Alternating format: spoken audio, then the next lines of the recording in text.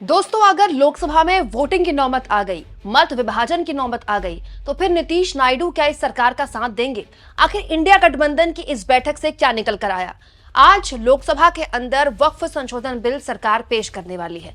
सरकार इस बिल को लेकर न केवल बहुत सीरियस दिख रही है, बल्कि बहुत जल्दबाजी में भी दिख रही है। क्योंकि दोस्तों, आज बुधवार है, उसके बाद कल बृहस्पतिवार होगा, उसके बाद शुक्रवार, और उसके बाद ये सत्र ही खत्म हो जाएगा।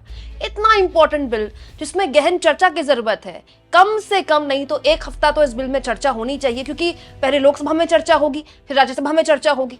सरकार इस बिल की चर्चा के लिए केवल और केवल 3 दिन देना चाहती है क्या? ये अपने आप में बताता है कि सरकार इस बिल को लेकर कितनी जल्दबाजी में है। लेकिन ऐसा लगता नहीं दोस्तों कि सरकार की जो इच्छा है ये पूरी आसानी से हो जाएगी। सबसे पहले मैं आपको बता देती हूं कि सरकार के लिए इस वक्त सबसे बड़ी मुश्किल कैसे 2 मोर्चों में खड़ी हुई है। कल रात से आप कह लीजिए, कल शाम से ऐसी खबरें आनी शुरू हो गई कि वो नीतीश और नायडू, जिनकी पार्टी का रुख स्पष्ट नहीं दिख रहा था, वो अंतिम में सरकार के साथ जाते दिखाई दे रहे हैं इस बिल को लेकर। दोस्तों, पहले चंद्रबाबू नायडू की पार्टी की तरफ से संकेत आए कि हम सरकार के समर्थन में हैं और बिल पास करवाने में सरकार की मदद करेंगे। और उसके बाद दोस्तों, जेडीयू की तरफ से भी ये संकेत आ गए कि सरकार को जेडीयू का भी साथ मिलेगा। यानी कि 2 सबसे बड़ी राजनीतिक बैसाखियां जिनके बूते मोदी जी की कुर्सी टिकी हुई है, दोनों ने हरी झंडी दिखा दी। लेकिन दोस्तों, आते आते ये खबर आते आते इंडिया गठबंधन ने नीतीश और नायडू के इन मंसूबों पर पानी फेर दिया है। क्योंकि कल शाम जिस वक्त यही खबर आ रही थी कि नीतीश नायडू सरकार के समर्थन में इस बिल में दिखाई दे सकते हैं संसद के अंदर, ये वीडियो आ गई। ये वीडियो कांग्रेस पार्टी ने शेयर की है। गौर से देखिए दोस्तों इस वीडियो को, क्योंकि ये वीडियो बेहद ही महत्वपूर्ण वीडियो है। इसमें कांग्रेस पार्टी की राष्ट्रीय अध्यक्ष मल्लिकार्जुन खड़गे तो मौजूद है ही, साथ में एलओपी, लोकसभा के एलओपी राहुल गांधी भी मौजूद है, और करीब 22 दलों के, इंडिया ब्लॉक के, इंडिया गठबंधन के 22 दलों के 36 अलग अलग मेंबर्स यहां पर मौजूद हैं। और सर्वसम्मति से हर किसी ने इस बिल का विरोध किया। यानी कि इंडिया गठबंधन एक मुश्त है। इसमें दोस्तों आम आदमी पार्टी के नेता भी शामिल थे, तृणमूल कांग्रेस के नेता भी शामिल थे, समाजवादी पार्टी के नेता भी शामिल थे। इसके अलावा वाम दलों के नेता भी इसमें शामिल थे, जो अमूमन ममता बनर्जी के साथ कदमताल करने से गुरेज करते हैं, लेकिन वो तक शामिल थे। और तो और दोस्तों, इंडिया गठबंधन के बीच में ये रणनीति भी बनी है कि बीजेडी, यानी कि ओडिशा की नवीन पटनायक की पार्टी, और वाईएसआर कांग्रेस को भी इस पूरे के पूरे बिल में उनका साथ लेना चाहिए। क्योंकि ये वो दल हैं जो कि नॉन बीजेपी, नॉन कांग्रेसी है। मतलब ना तो वो इंडिया गठबंधन का हिस्सा है, ना ही एनडीए का हिस्सा है।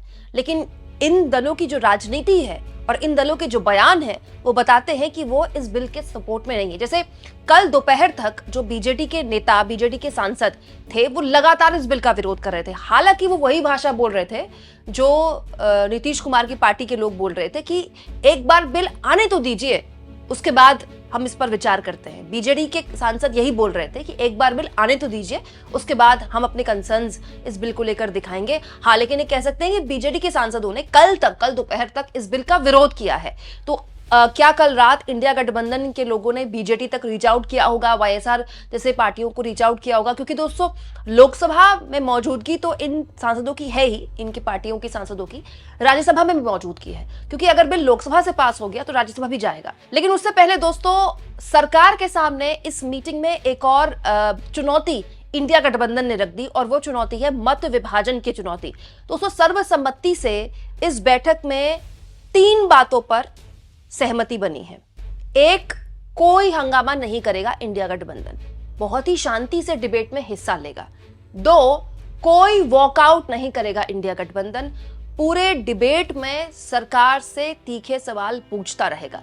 3, और सबसे महत्वपूर्ण जो बात इस बैठक में तय हुई, वो ये कि मत विभाजन की ओर इंडिया गठबंधन जाएगा। और मुझे लगता है कि बहुत ही होशियारी वाला कदम इंडिया गठबंधन ने उठाया दोस्तों।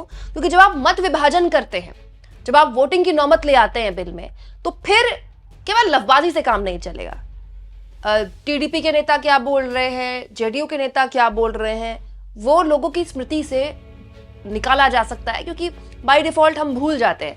लेकिन जब मत विभाजन होगा तो फिर टीडीपी और जेडीयू को क्लियर स्टैंड लेना पड़ेगा कि आप इस बिल के समर्थन में वोट कर रहे हैं या आप इस बिल के विरोध में वोट कर रहे हैं। और ये करके दोस्तों, इस सरकार को, या फिर ये कह लें कि इस सरकार के सहयोगियों को इंडिया गठबंधन ने फंसा दिया है। कैसे, मैं आगे आपको बताती हूं। दोस्तों, जिस वक्त कल रात में ये सारी सरगर्मियां हो रही थी, अखबार भी छप रहे थे। अखबार तो रात को छपते हैं, देर रात को छपते हैं, तो सुबह सर्कुलेट होने शुरू हो जाते हैं। कितनी हैरानी की बात है कि एक तरफ जेडीयू की तरफ से कहा जा रहा था, ये संकेत दे रहे थे, जेडीयू पार्टी दे रही थी कि वो सरकार के समर्थन में इस बिल में दिखाई देगी संसद के अंदर। वहीं दूसरी ओर जेडीयू के जो नेता हैं वो कुछ और बात बोल रहे थे। दोस्तों, आज का दैनिक भास्कर जब मैं पढ़ रही थी तो मुझे बड़ी हैरानी हुई ये खबर पढ़कर, जिसमें लिखा है कि जेडीयू के नेता अशफाक करीम ने कहा कि हमारे सीएम रात में इस पर कुछ ऐसा करेंगे कि बिल वापस ले लिया जाएगा। दोस्तों, ये जो बयान है जेडीयू नेता अशफाक करीम का, वो दो बातें बताता है कि जेडीयू के अंदर भी इस बात को लेकर सर्वसम्मति नहीं है कि सरकार के साथ इस बिल में जाया जाए कि नहीं जाया जाए।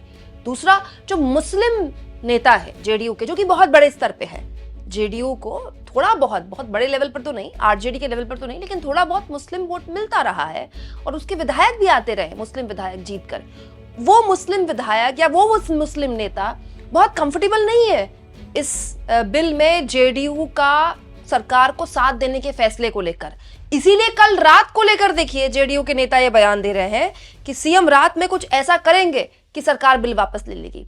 हालांकि करीम साहब को कोई बताए कि ना तो सीएम ने ऐसा कुछ किया, ना ही सरकार बिल वापस लेने वाली है, लेकिन ये दुविधा बताता है जेडीयू की। और दोस्तों, इस दुविधा को और बढ़ा दिया इंडिया गठबंधन ने, क्योंकि अब जेडीयू के नेताओं को या फिर टीडीपी के नेताओं को या फिर चिराग पासवान के नेताओं को या फिर आरएलडी के नेताओं को ये तय करना होगा कि वो इस सरकार के समर्थन में वोट करते हैं कि नहीं करते हैं। क्योंकि दोस्तों, असदुद्दीन ओवैसी जैसे नेता लगातार इन चार पार्टियों का नाम ले रहे हैं। टीडीपी का नाम ले रहे हैं, चंद्रबाबू नायडू का नाम ले रहे हैं, नीतीश कुमार का नाम ले रहे हैं, चिराग पासवान का नाम ले रहे हैं और फिर आरएलडी का यानी कि जयंत चौधरी का नाम ले रहे हैं। बार बार इन चार नेताओं का नाम लेकर क्या कह रहे हैं असदुद्दीन ओवैसी कि मुसलमान मतदाता देख रहा है कि आप इस बिल के समर्थन में है कि बिल के विरोध में है। ये चारों नेता हैं जिनको जीतने के लिए थोड़ा बहुत मुस्लिम वोट चाहिए, सबसे ज्यादा चाहिए चंद्रबाबू नायडू को। ये बात सही है दोस्तों कि चंद्रबाबू नायडू की पार्टी ने समर्थन देने का फैसला कर दिया है इस बिल में, लेकिन कब तक, कितना लंबा? दोस्तों, सरकार ये चाहती है कि आज ही बहस हो जाए और आज ही लोकसभा से बिल पास हो जाए। अगर देर रात तक ऐसा हुआ, देर रात तक या शाम तक फिर संसद चलेगी, कम से कम 8 घंटे बहस होनी है, देर रात तक संसद चलेगी। और दोस्तों, अगर ऐसा हुआ कि वोटिंग हो गई तो वोटिंग में बहुत सी चीजें हो सकती है, बहुत से खेल हो सकते हैं। क्योंकि देखिए, चंद्रबाबू नायडू की पार्टी हो या नीतीश कुमार की पार्टी हो या फिर जयंत चौधरी की पार्टी हो या फिर चिराग पासवान की पार्टी हो, वो दरअसल चाहती है कि कैसे भी ये सरकार उनको पतली गली दे दे। क्योंकि वोटिंग में इस बिल के समर्थन में दिखना इन पार्टियों के लिए बड़ा मुश्किल होगा। सबसे ज्यादा मुश्किल होगा टीडीपी के लिए। चंद्रबाबू नायडू अगला चुनाव हार जाएंगे अगर उनको मुसलमानों का वोट नहीं मिला तो, और वो इस बात को समझते हैं। उनको 4 साल बाद तो चुनाव में जाना है ना, और पॉलिटिक्स भी उनको आंध्र प्रदेश में ही करनी है। ऐसा तो है नहीं कि वो राष्ट्रव्यापी नेता हैं कि वो बनारस से चुनाव लड़ेंगे तो जीत जाएंगे। तो हर हाल में ये नेता, ये चार पार्टियां चाहती हैं कि बीजेपी इनको एक कोई सेफ पैसेज दे दे, कोई ऐसा रास्ता दे दे जहां से वो निकल जाएं। अब वो सेफ पैसेज क्या होगा? वो एब्सटेन कर जाना होगा कि इनके सांसद विरोध के तौर पर उठ के चले जाएं जब वोटिंग हो। अब उठ के चले जाएंगे आप तो भी एंड ऑफ द डे वो इनडायरेक्टली सरकार को मदद करेगा क्योंकि स्ट्रेंथ कम हो जाएगी। लेकिन आप एक चेहरा बचा सकते हैं। आप अपने वोटर को बोल सकते हैं कि भाई हमने कोशिश की, हम बहस में भी शामिल हुए, हमने अमेंडमेंट कराने की भी कोशिश की, लेकिन अंत में बात नहीं बनी तो हम उठकर चले गए। ये फिर भी वोटिंग में समर्थन में वोट करने से थोड़ा बेटर है। लेकिन आज का जो माहौल है और जितना जागरूक हमारा वोटर हो चुका है, मुस्लिम मतदाता जानता है कि केवल उठकर रस्म अदायगी करने से काम नहीं चलेगा।